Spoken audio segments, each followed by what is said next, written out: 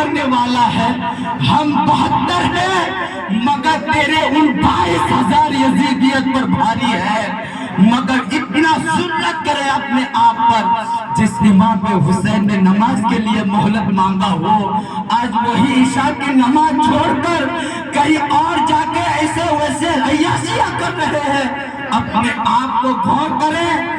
میں اپنے گھروں کے خواتین اسلام میری ماں سے بھی کہنا چاہتا ہوں, آپ حضرت زینب کی سیرت کو پڑھیں کہ جب حضرت زینب کے گھر اجڑ رہا تھا 10ویں محرم کے دن, خدا را میں 365 دن سال کے اندر ہوتے ہیں, میں 364 کے دن کو چھوڑتا ہوں, ایک طرف رکھتا ہوں.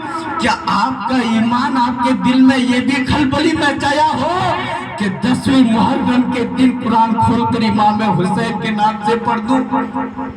آج ہمارے دل سے ایمان کی جو شکل و صورت کی جذبات ہے وہ چلی گئی ہے. ہم کہہ نہیں سکتے کہ ہمارے ایمان ہے کہ نہیں, ہم اتنا نہیں جانتے ہیں. کیا ایمان کا یہ نہیں سودا کہ ہم اگر سر پہ ٹوپی اور پاجامہ کرتا پہن لیں تو ہمارا ایمان با سلامت ہو, ہمارا دین سلامت ہو. اسلام تو وہ ہے جو کل کربلا کے میدان میں میرے امام حسین نے کر کے دکھایا ہو. دین تو وہ ہے اور دنیا کے خواتین کو یہ پیغام دے کر گئی ہو. کون پڑھے آپ حضرت زینب کی سیرت کو, اگر ایک ہی آواز اگر کربلا کے میدان سے اس بھرے مجمع میں جہاں پہ بیٹا کی لاش پڑا ہو, جہاں پہ بھائی کی لاش پڑے ہو, اس یزیدیت نے اس لاشوں کے اوپر اس گھوڑے کے رونگٹے دوڑاتے ہوئے نظر آتا ہو, مگر اس زینب کے ضرورت کو سلام ایک چلائی ہوئی آواز نہیں نکالی تھی. ایسی آواز پہ پردہ کر کے پورے عالم اسلام کے خواتین کو دکھائی ہے, مگر یہ پیغام دی تھی انہوں نے. مگر وہ تو تھی زینب, مگر اس یہ لہجے سے وہ خطاب کر رہی تھی, خطبہ دے رہی تھی. خطبہ تو دے رہی تھی زینب نے, مگر آواز علی کا تھا, مگر لہجہ علی کا تھا, لہجہ نبی کا تھا, لہجہ اس نانا کا تھا جو نانا امام الانبیاء ہو.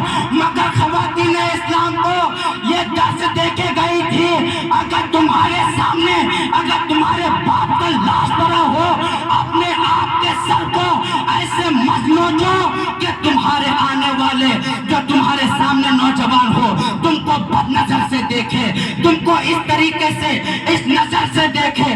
میرے اس خواتین اسلام کی ماں بہنوں کو میں جھانک کر کہتا ہوں, مگر آپ اپنے آپ کو کنٹرول کریں.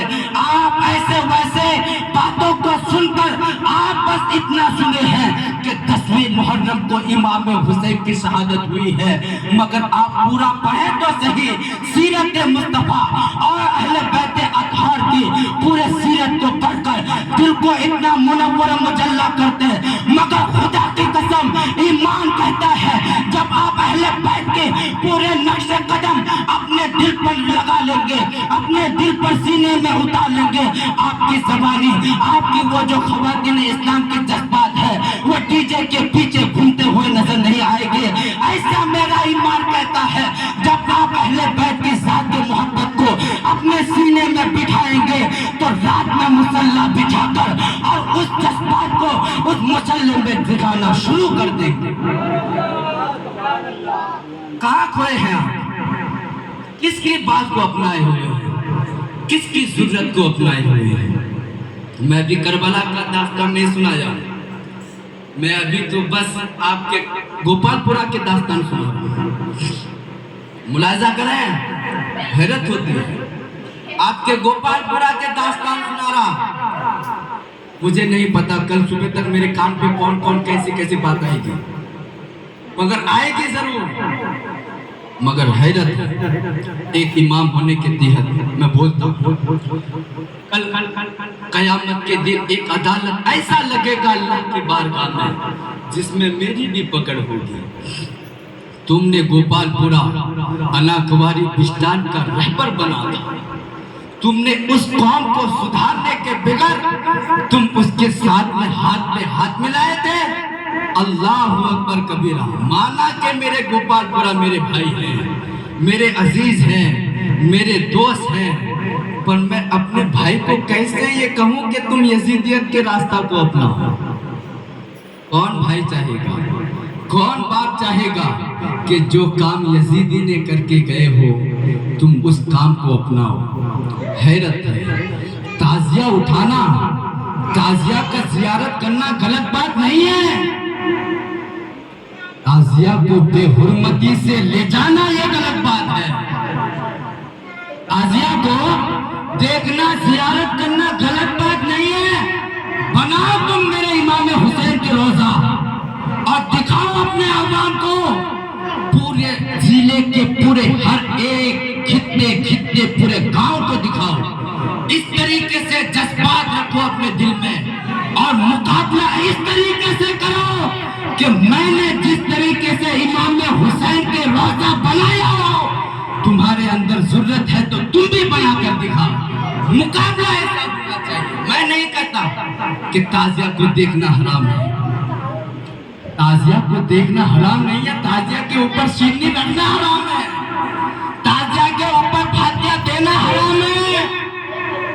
تعزیہ ایسی چیز ہے, آپ ان کو بطور زیارت ان کو تو دیکھیں محبت کی نگاہ سے. خدا کی قسم, جس نے محبت کی نگاہ سے اگر تعزیہ کو دیکھ لے, خدا کی قسم ان کے آنکھ سے آنسو کی ہلبلی مچ جائے گی. محبت کی نگاہ سے, دنیا کی نگاہ سے مت دیکھو, وہ نگاہ سے دیکھو جو اہل بیت نے دیکھا تھا کربلا کے میدان میں. یہاں تم